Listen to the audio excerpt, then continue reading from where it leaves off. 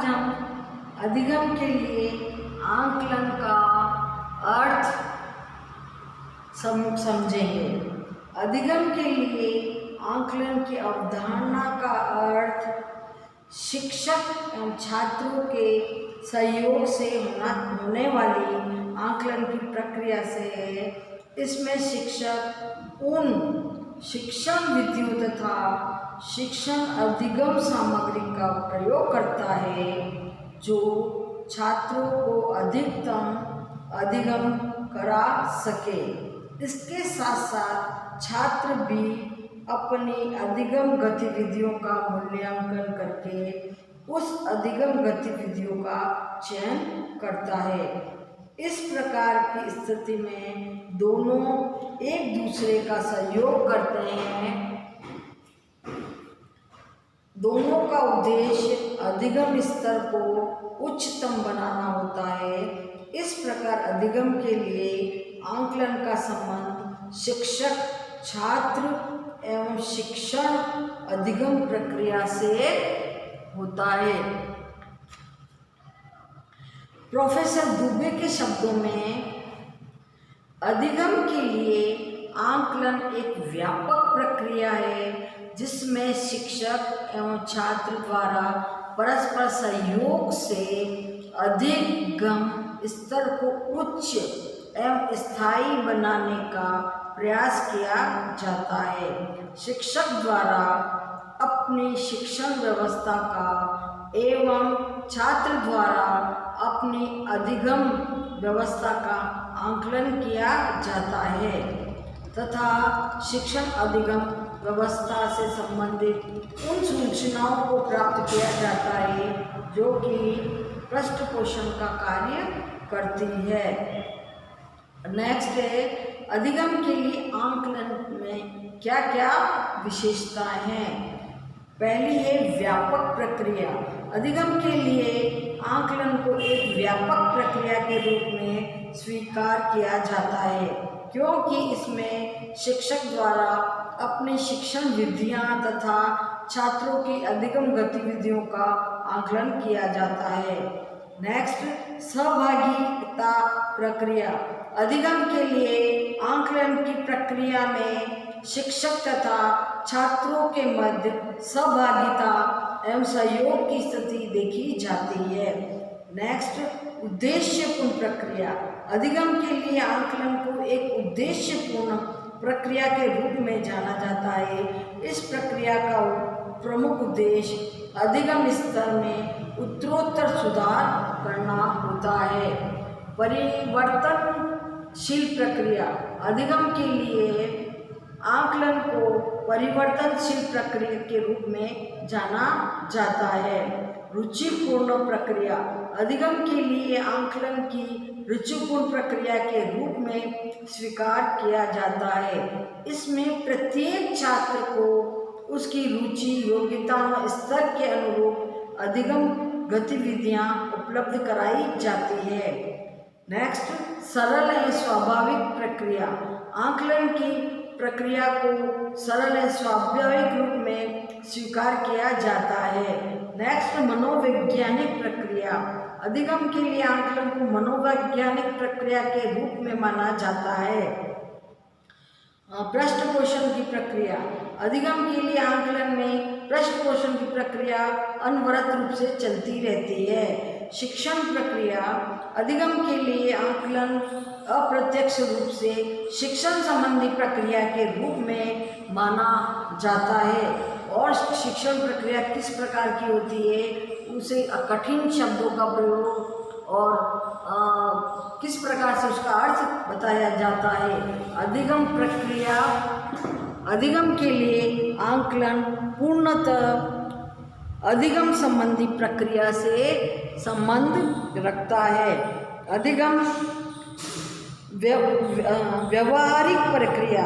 अधिगम के लिए आंकलन की प्रक्रिया को व्यवहारिक प्रक्रिया के रूप में जाना जाता है। इसमें अधिगम संबंधी मनोवैज्ञानिक सिद्धांतों का व्यवहारिक प्रयोग किया जाता है।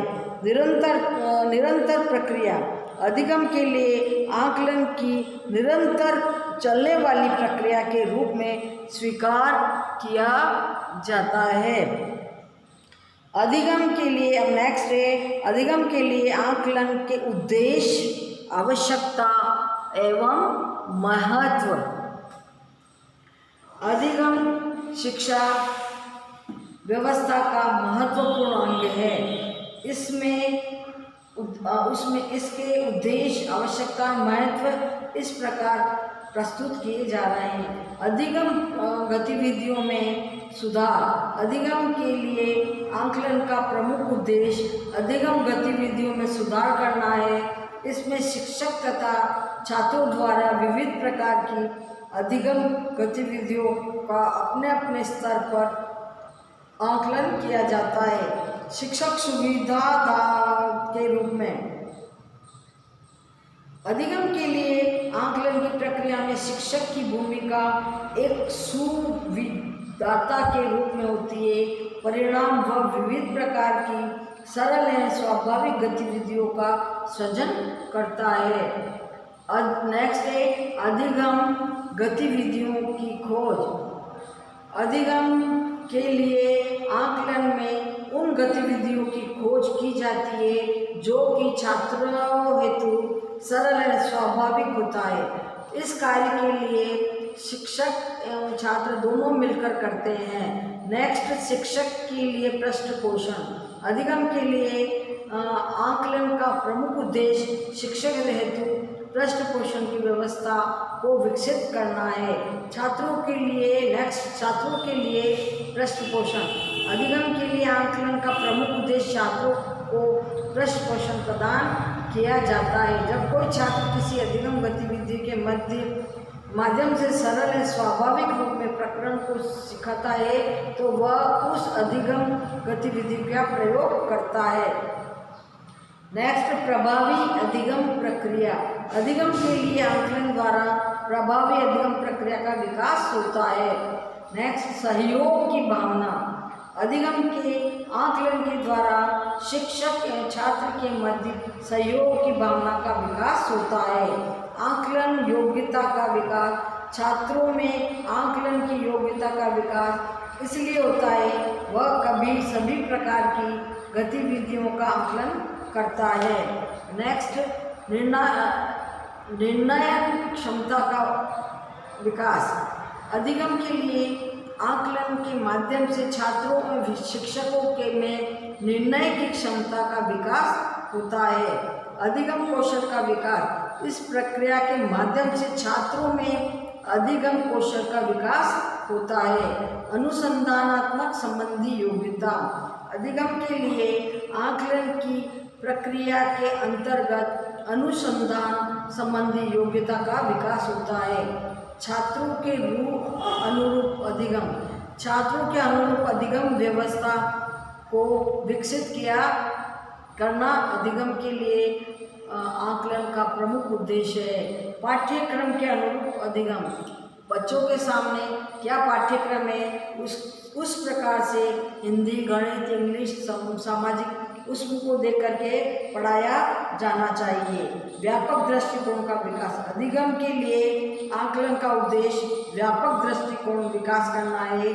इसमें छात्र द्वारा अधिगम गतिविधियों का प्रयोग के आधार पर शिक्षक द्वारा स्वीकृत किया जाता है। ये तो अधिगम के महत्व, उद्देश्य और आवश्यकता है।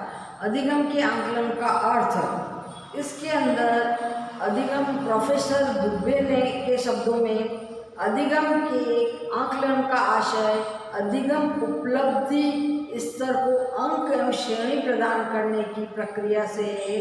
इसमें प्रकरण का या इकाई के अंत में सभी छात्रों की अधिगम उपलब्धियां या अधिगम प्रक्रिया को प्रस्तुत किया जाता है। इसके आधार पर छात्रों का तुलनात्मक अध्ययन किया जाता है। इस प्रकार अधिगम की आकलन की मुख्य विशेषताएं क्या है? सबसे पहला है सीमित प्रक्रिया। अधिगम की आकलन की प्रक्रिया एवं सीमित क्षेत्र का आकलन करती है, इसलिए इसे सीमित प्रक्रिया के रूप में जाना जाता है। अब दूसरा है अंक प्रदान करने की प्रक्रिया। अधिगम के लिए आंकलन की प्रक्रिया को अंक प्रदान करने की रूप में स्वीकार किया जाता है। नेक्स्ट, तुलनात्मक प्रस्तुतिकरण का प्रकरण। अधिगम के आंकलन के माध्यम से छात्रों के अधिगम स्तर की तुलना की जाती है। शैक्षिक प्रगति के प्रस्तुतिकरण के प्रकरण में शैक्षिक प्रगति के प्रस्तुतिकरण की प्रक्रिया के रूप में भी अधिगम को आंकलन को प्रस्तुत किया जाता है। अंतिम प्रक्रिया, किसी भी कक्ष में छात्राध्यापक द्वारा पाठ योजना का निर्माण करके संपूर्ण इकाई या प्रकरण का अधिगम कराया जाता है। इसके लिए उसके द्वारा विविध उद्देश्यों का निर्माण किया जाता है। निर्णय की प्रक्रिया। अधिगम के आंकलन के आधार पर शिक्षक द्वारा अधिगम गतिविधियां एवं शिक्षण विधियों के संदर्भ में निर्णय लिए जाते हैं। नेक्स्ट, सामूहिक एवं व्यक्तिगत प्रक्रिया। अधिगम के आंकलन की प्रक्रिया या व्यक्तिगत एवं सामूहिक रूप में संपन्न की जाती है। इसके लिए विविध समूह बना करके भी आंकलन किया जाता है। नेक्स्ट, लिखित एवं मौखिक। अधिगम के आंकलन की प्रक्रिया लिखित तथा मौखिक रूप में संपन्न की जाती है। नेक्स्ट, सफलताओं के आंकलन की प्रक्रिया। अधिगम में आंकलन के माध्यम से छात्र एवं शिक्षक द्वारा प्रेरित अधिगम गतिविधियां एवं शिक्षण विधियों की सफलता और असफलता का आंकलन संभव है। समीक्षात्मक प्रक्रिया। छात्रों के समक्ष जो भी प्रकरण पाठ योजना के माध्यम से प्रस्तुत किया जाता है उसकी समीक्षा की जाती है। इसमें शिक्षक की शिक्षण विधि, छात्रों की अधिगम सहभागिता, अधिगम गतिविधियों के गुण दोषों का विवेचन किया जाता है। नेक्स्ट है अधिगम के आंकलन के उद्देश्य, आवश्यकता एवं महत्व। सबसे पहले छात्रों में जागरूकता का विकास होना। छात्रों को जब किसी इकाई के अधिगम के पश्चात अपना परिणाम अधिगम आंकलन के रूप में प्राप्त होता है तो उसको यह ज्ञात हो जाता है कि उसके द्वारा कितना सीखा गया है। दूसरा है अभिभावकों में जागरूकता का विकास। अभिभावक में जागरूकता के विकास की स्थिति उत्पन्न होने के लिए अधिगम के आंकलन का सहारा लिया जाता है। अभिभावक उसके बारे में समझते हैं और वो उसके बारे में पूछने आते हैं। शिक्षकों की जागरूकता का विकास। अधिगम के आंकलन के माध्यम से शिक्षक कितना जागरूकता का विकास करता है, एक शिक्षक के द्वारा यह देखा जाता है। छात्र प्रदर्शन समीक्षा। अधिगम के आंकलन का मुख्य उद्देश्य छात्रों के अधिगम स्तर के साथ साथ छात्रों के प्रदर्शन सीमा पर करना भी होता है। शिक्षकों के दर्शन की समीक्षा। अधिगम के आंकलन में शिक्षक के कार्यों की भी समीक्षा संभव होती है। प्रभावी अधिगम प्रक्रिया का विकास। अधिगम के आंकलन के माध्यम से प्रभावी अधिगम प्रक्रिया का विकास संभव होता है। प्रभावी अधिगम गतिविधियों का विकास। प्रभावी अधिगम गतियों का विकास भी अधिगम आंकलन द्वारा होता है। स्तर के अनुकूल अधिगम प्रक्रिया का विकास। स्तरानुसार अधिगम प्रक्रिया के विकास हेतु अधिगम आंकलन महत्वपूर्ण भूमिका निर्वाह करता है। पाठ्यक्रम में सुधार। अधिगम के आंकलन द्वारा पाठ्यक्रम में भी सुधार किया जाता है। जैसे गणित विषय के अंदर भी स्तर के अनुसार सुधार किया जाता है। पाठ्यक्रम की सहगामी क्रियाओं में सुधार। पाठ्यक्रम सहगामी क्रियाओं में भी अपेक्षित सुधार के लिए अधिगम के आंकलन की आवश्यकता होती है। अधिगम के शिक्षण अधिगम प्रक्रिया में सुधार। अधिगम के आंकलन द्वारा शिक्षण अधिगम प्रक्रिया में सुधार संभव होता है।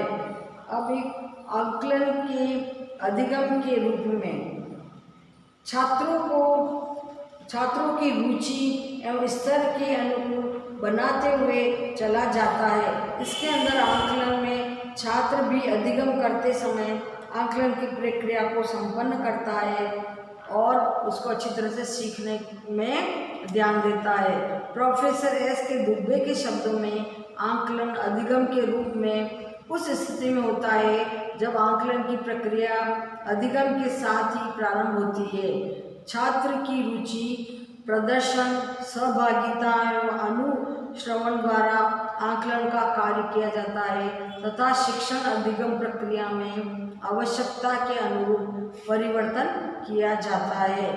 अब ये नेक्स्ट अधिगम के रूप में आकलन की प्रमुख विशेषताएं। अधिगम वातावरण के सृजन की क्रिया है। अधिगम वातावरण का सृजन आकलन के माध्यम से होता है। अधिगम प्रक्रिया को प्रारंभ करने के पूर्व छात्र वातावरण का आकलन रखता है।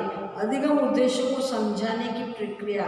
इस प्रक्रिया में सर्वप्रथम छात्र अधिगम उद्देश्यों को समझाता है, उसके अनुरूप अधिगम प्रक्रिया की रणनीति तैयार करता है। प्रारंभिक प्रक्रिया। यह प्रक्रिया अधिगम प्रारंभ होने के साथ ही प्रारंभ होती है। जैसे एक छात्र हिंदी कविता का पाठ प्रारंभ करता है तो उसी समय आकलन प्रारंभ हो जाता है। नेक्स्ट, पूरक प्रक्रिया। आकलन एवं अधिगम दोनों एक दूसरे के पूरक हैं, उनको पृथक नहीं किया जा सकता है। नेक्स्ट, अनुश्रवण की प्रक्रिया। छात्र द्वारा इस प्रक्रिया में स्वयं की अनुश्रवण का कार्य करता है और वह इसी के अनुसार पढ़ाई करता है। छात्र जागरूकता की क्रिया।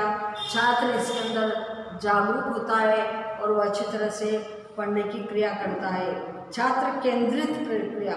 यह प्रक्रिया छात्र केंद्रित प्रक्रिया के रूप में स्वीकार की जाती है क्योंकि इसमें छात्र का आकलन एवं अधिगम दोनों पर ही स्वामित्व होता है। छात्र सशक्तिकरण की प्रक्रिया। छात्र के द्वारा ही अधिगम क्रिया को संपन्न किया जाता है। रुचिपूर्ण प्रक्रिया। आकलन तथा अधिगम के रूप में होता है तो वह पूर्ण रुचिपूर्ण होता है क्योंकि इसमें जो अधिगम कर रहा है उसका अधिगम गतिविधियों और आकलन की प्रक्रिया पर होता है। परिणाम परिवर्तन की प्रक्रिया। इसमें आकलन का प्रत्येक परिणाम अधिगम को सार्थक एवं उपयोगी रूप प्रदान करता है। प्रभावी अधिगम की प्रक्रिया। जब अधिगम प्रक्रिया एक साथ आकलन होता है तो छात्रों में रुचि के अनुरूप अधिगम प्रक्रिया जागरूक होती रहती है। नेक्स्ट, अधिगम के रूप में आकलन की आवश्यकता, उद्देश्य एवं महत्व।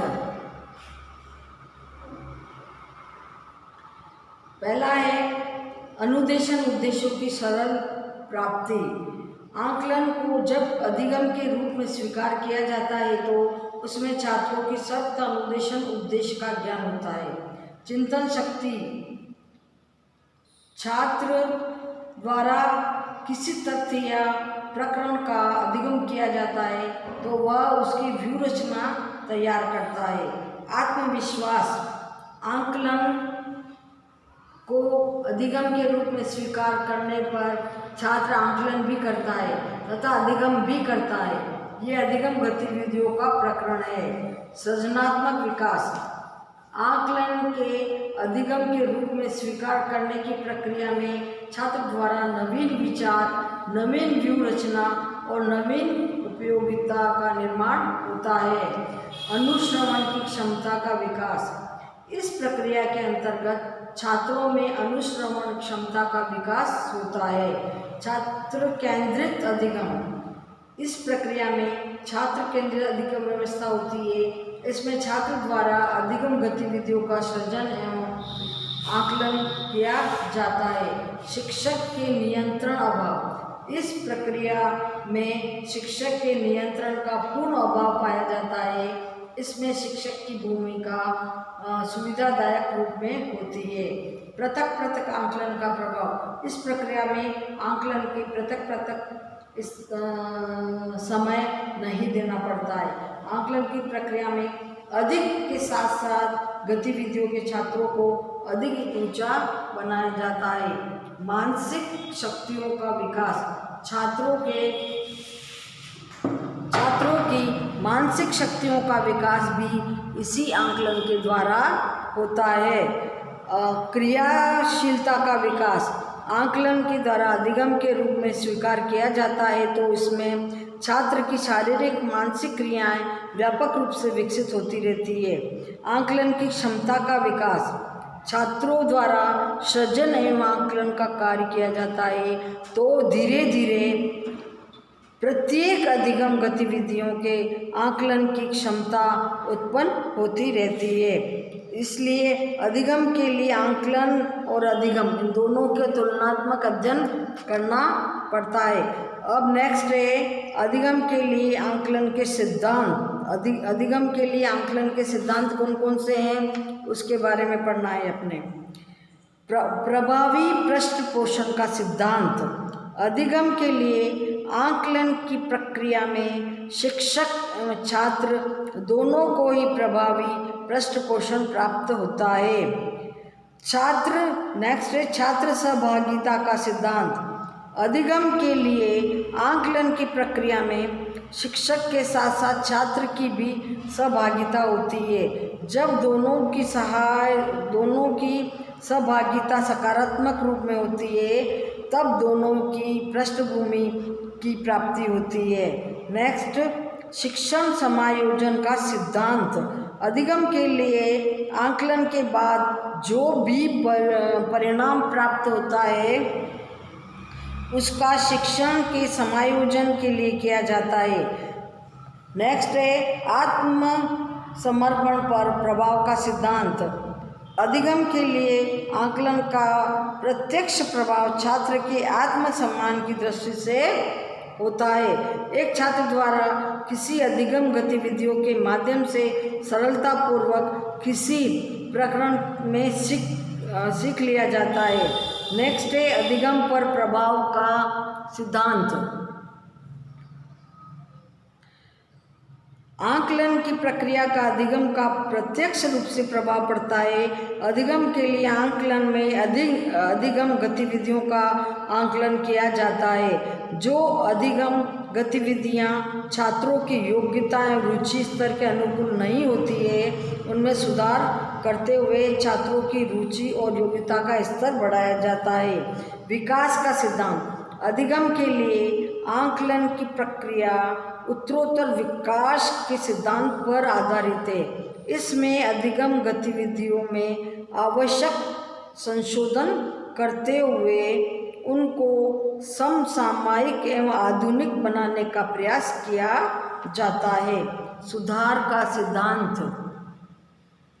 अधिगम के लिए आंकलन की प्रक्रिया सुधारवादी व्यवस्था एवं सिद्धांतों पर आधारित है। शिक्षक एवं छात्र दोनों द्वारा उचित अधिगम गतिविधियों का आंकलन करने का प्रमुख उद्देश्य उसमें अपेक्षित सुधार करना है। अभिप्रेरणा का प्रभाव का सिद्धांत। अधिगम के लिए आंकलन की प्रक्रिया छात्रों हेतु सकारात्मक परिणाम प्रस्तुत करती है। सृजनात्मकता का विकास। अधिगम के लिए आंकलन की प्रक्रिया के सृजनात्मकता का विकास छात्रों एवं शिक्षक दोनों में ही होता है। दोनों के माध्यम से ही अधिगम गतिविधियों का सृजन किया जाता है। दोनों का उद्देश्य सीखने की प्रक्रिया की गति प्रदान करना होता है। आत्मसंतोष का सिद्धांत। अधिगम के लिए आंकलन की व्यवस्थाओं में आत्मसंतोष का सिद्धांत प्रमुख रूप से कार्य करता है। एक शिक्षक द्वारा जब किसी अधिगम गतिविधियों का अधिगम सामग्री का आंकलन किया जाता है, तो उसके परिणाम से उसकी आत्मसंतोष की भावना पैदा होती है। अनुशासन संबंधी सिद्धांत। अधिगम के लिए आंकलन की प्रक्रिया अनुसंधान संबंधी सिद्धांत पर आधारित है। इसमें शिक्षक एक छात्र दोनों के द्वारा अधिगम प्रक्रिया को प्रभावित बनाने के लिए अधिगम गतिविधियां एवं अधिगम सामग्री की खोज की जाती है। इस प्रकार स्पष्ट होता है कि अधिगम के लिए आकलन की प्रक्रिया के सिद्धांत पूर्ण वैज्ञानिक दृष्टिकोण एवं शैक्षिक नवाचारों का पर आधारित है। इस प्रक्रिया से छात्रों के अधिगम स्तर में अपेक्षित सुधार संभव है। अब नेक्स्ट पॉइंट है वर्तमान मूल्यांकन अभ्यासों की आलोचनात्मक समीक्षा और अधिगम एवं विकास के लिए अन्य सामान्य परीक्षा प्रणाली मूल्यांकन प्रक्रिया के प्रमुख साधन के रूप में स्वीकार की जाती है। प्राचीन समय से ही परीक्षा प्रणालियाँ विवादों के घेरे में रही है तथा उनमें समय समय पर अनेक प्रकार की परिवर्तन की संभावनाएं एवं आवश्यकताएं अनुभव की गई है। प्राथमिक शिक्षा के गुणात्मक सुधार लाने के लिए प्राथमिक विद्यालय के शिक्षकों को सतत एवं व्यापक मूल्यांकन की प्रतिबद्धता को विकसित करने का प्रयास किया जाता है। मूल्यांकन से आशय है कि प्राथमिक विद्यालय में अध्यापक द्वारा सतत रूप से बालकों की उपलब्धियों का मूल्यांकन, जिससे बालक का दैनिक सामाजिक मानसिक षटमासिक एवं वार्षिक विकास तथा अधिगम दर का सही ज्ञान हो सके। सभी कार्यक्रम को देखते हुए छात्रों में कौन कौन से कार्यक्रम किए जाते हैं उसको हम कैसे जान सकते हैं। पहला है विद्यार्थियों के मूल्यांकन में मूल्यांकन का कार्यक्रम का निर्धारण छात्रों और शिक्षकों के द्वारा किया जाता है। प्रथम एवं द्वितीय वर्ष के उपलब्धियों की तुलना की जाती है। इस तुलना का अध्ययन भी छात्रों के द्वारा किया जाता है। छात्रों को प्रदान किए जाने वाले अनुदेशन, मूल्यांकन और आदि अनुदेशन का कार्य किया जाता है। कक्षा में शिक्षकों द्वारा अपेक्षाओं की जाती है कि शिक्षक द्वारा अपने प्रयासों से कार्यक्रम को अच्छी तरह सुधार कर सके। समावेशी छात्र छात्राओं का सामान्य छात्रों के लिए कौन कौन से पाठ्यक्रम चल रहे हैं उसका मूल्यांकन किया जाता है। समावेशी शिक्षा एवं सामान्य शिक्षा में संबंधित विविध प्रकार के सेवाएं उपलब्ध की जाती है। समीक्षा, इन सभी कार्यक्रमों के क्रियान्वयन एवं अधिगम के रूप में विचार किया जाए तो बहुत कुछ सुधार देखने की मिलता है। पूर्ण सुधार के लिए तथा देश की सभी सामान्य प्रतिशाली अक्षम औपचारिक होता है। छात्रों के मूल्यांकन में व्यक्तित्व विकास आधारित संदर्भ निम्नलिखित बिंदु के आधार पर सरल एवं बोधगम्य रूप से प्रस्तुत किए जाते हैं। जैसे फर्स्ट है छात्रों की दक्षताओं का मूल्यांकन, सेकंड है छात्रों की रुचि का मूल्यांकन, थर्ड है छात्रों की योग्यता का मूल्यांकन, फोर्थ है शिक्षक उपलब्धियों द्वारा मूल्यांकन, स्वास्थ्य एवं शारीरिक शिक्षा का मूल्यांकन, समायोजन क्षमता का मूल्यांकन, संवेगात्मक स्थिरता का मूल्यांकन, सृजनात्मक क्षमता का मूल्यांकन और फिर है दार्शनिकता के विकास का मूल्यांकन, मानवीय गुणों के विकास का मूल्यांकन। मूल्यांकन के में विद्यार्थियों में परीक्षा प्रणाली द्वारा मूल्यांकन किया जाता है। अनेक अवसरों पर यह पाया गया है कि अनेक छात्र परीक्षा में सफल होने के लिए अनुचित साधनों का प्रयोग करते हैं तथा उनके छात्र परीक्षण परिणाम में नकल करने के लिए शिक्षकों पर आत्मघाती हमले करते हैं। इसी प्रकार परीक्षा परिणाम में दुखी होकर छात्र अपने जीवन को भी समाप्त कर लेते हैं। अतः एक अच्छी परीक्षा प्रणाली की तलाश कल भी थी तथा आज भी है। वर्तमान मूल्यांकन अभ्यास के रूप में ज्ञानोपार्जन परीक्षण एवं बालक के ज्ञान क्षेत्र का परीक्षण करता है। इसलिए छात्रों को अतः एक अच्छी परीक्षा प्रणाली की तलाश करनी चाहिए। उदाहरण के लिए परंपरागत परीक्षा केवल याद करने की क्षमता का मापन करती है और परंपरागत परीक्षा के विश्वसनीय होता है और न वस्तुगत। इन परीक्षाओं में वेद्य का भी अभाव होता है। ये परीक्षाएं पूरे पाठ्यक्रम का प्रतिनिधित्व नहीं करती है। परीक्षा फल पर परीक्षक की मनोदशा का विशेष प्रभाव पड़ता है। ऐसी परीक्षाओं में अंक प्रदान करने का कोई मापदंड नहीं होता है। परंपरागत परीक्षाओं में अनेक दोष होते हैं। इसी कारण से परीक्षाएं अपने उद्देश्यों को प्राप्त करने में सफल रहती है। इसलिए जो भी बच्चों को पढ़ाया जाए, उनका मूल्यांकन किया जाए या उनकी क्षमताओं को देखा जाए तो उस सभी नियम को उसके अंदर ध्यान में रख कर के पढ़ाया जाना चाहिए। इसका मूल्यांकन के माध्यम से छात्रों का पूर्ण रूप से विकास होता है। Thank you.